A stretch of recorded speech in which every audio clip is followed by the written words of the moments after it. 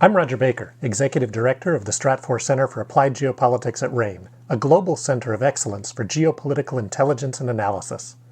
Learn how you can put geopolitics to work for your organization at ranenetwork.com.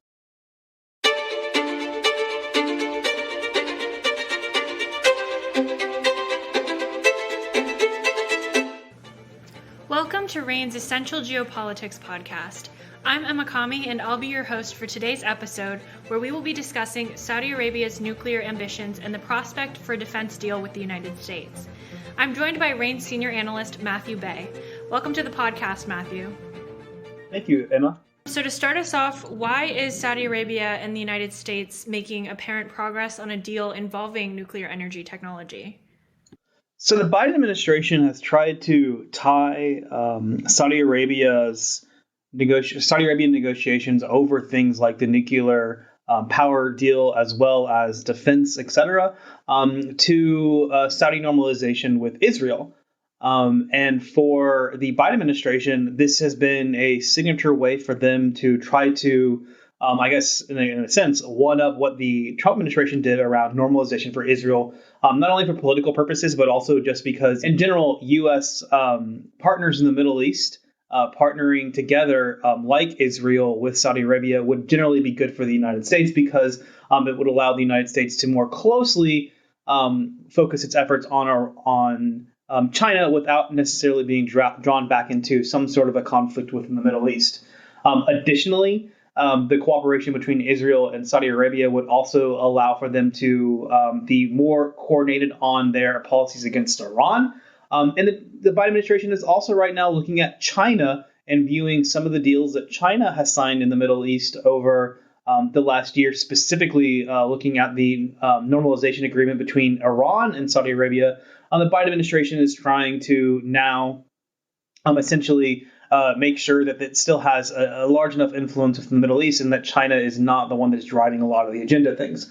So all of this is now leading the United States to be a little bit more, pragmatic on its position towards Saudi Arabia. If you remember when the Biden administration came into office, they talked about, focusing on human rights, reviewing the relationship overall. Clearly, that's no longer the U.S. administration's policy, so they are negotiating this kind of trilateral arrangement between the Saudis, of course, the Americans, and the Israelis.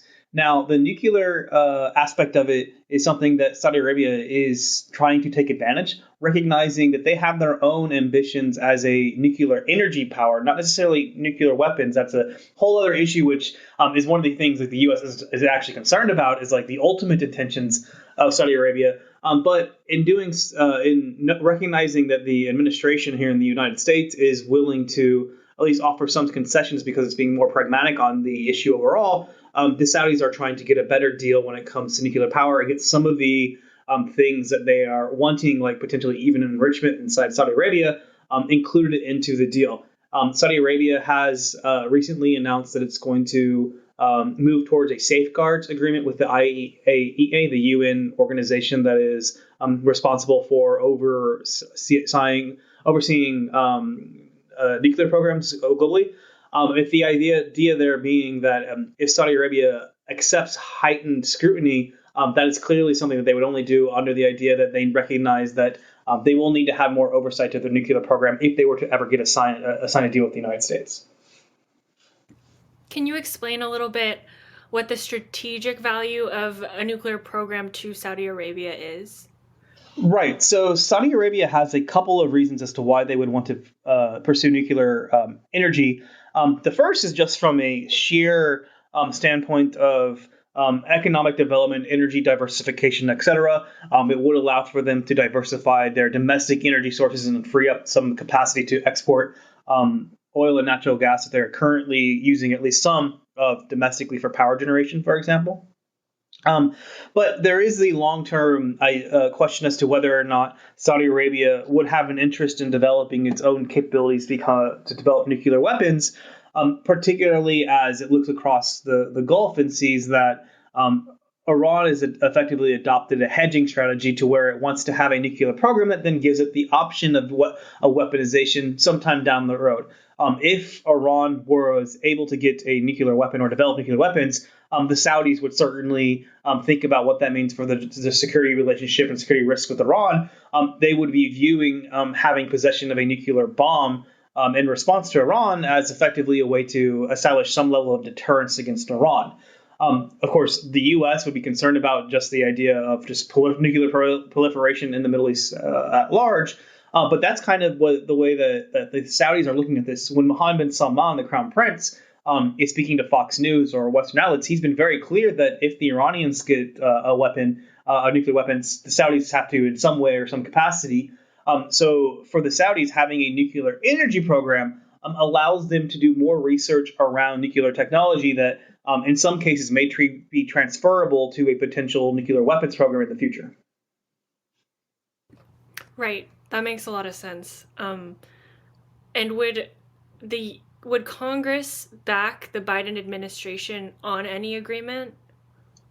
So it depends on exactly the way that agreement is structured. One of the things that the Saudis and Americans have been discussing in lieu of a complete carte blanche, I guess if you would call it that, of a nuclear deal, which is what the Saudis want, where they would be able to have the enrichment on Saudi soil, and not only on Saudi soil, but also under the Saudi personnel, is that the way they've been trying to diffuse that issue is by negotiating some sort of a defense pact between the United States and Saudi Arabia that would see the United States coming to Saudi Arabia's aid in the event of an attack or something like that. And the idea there being that if the Saudis sign a defense treaty with the United States, they won't need necessarily a nuclear weapon in the future, even if Iran develops one, because they would be under the United States security umbrella. Whether or not that would be true would be a little bit more up to interpretation, of course. But from the perspective of Congress, Congress would be looking at, potentially signing a defense treaty with Saudi Arabia that would, compel the United States to get involved if Saudi Arabia gets into a military conflict. Saudi Arabia isn't like most U.S. treaty allies that normally have some sort of a common shared interest, culture, etc., like you would look at like Canada or NATO countries, or even to a closer degree, even like a country like Japan. So that lack of shared interests would be a hindrance to Congress.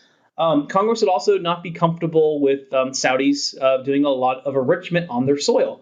It's possible that the administration tries to agree to some sort of an enrichment deal that allows for enrichment on Saudi soil, but only under the guise of Americans or U.S. companies or foreign companies being the ones that are doing that. But even that might be a bridge too far for Congress. What I will say, though, is one of the reasons why there still is potentially legs to something like this is that if the Biden administration is successful in tying the defense pact and the nuclear deal or whatever it is between the Saudis and the Americans, and to be clear, we're not necessarily there yet. But if there is an agreement to be had and there is alignment between the Biden administration and Saudi Arabia, it would be tied to normalization with Israel. And it's possible that in the Senate and Congress, that the fact that it involves Saudi Arabia's acceptance of and recognition of Israel may be attractive enough of a thing for them to overlook their concerns with Saudi Arabia because they're viewing Israel normalization as the carrot on the end of or at the light at the end of the tunnel that they are really pushing for. The success in Congress really does hinge to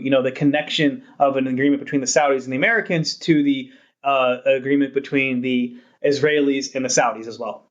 Well, thank you so much for that analysis, Matthew. Really appreciate you coming on the podcast. Thanks for having me. For more geopolitical and economic analyses like this, subscribe to our geopolitical intelligence product, RANE Worldview. Our flagship risk intelligence products provide clients with the access to the insights and analyses they need to make more informed decisions and drive better risk management outcomes. Sign up at ranenetwork.com. That's RANE network.com. I'm Emma Kami. Thanks for listening.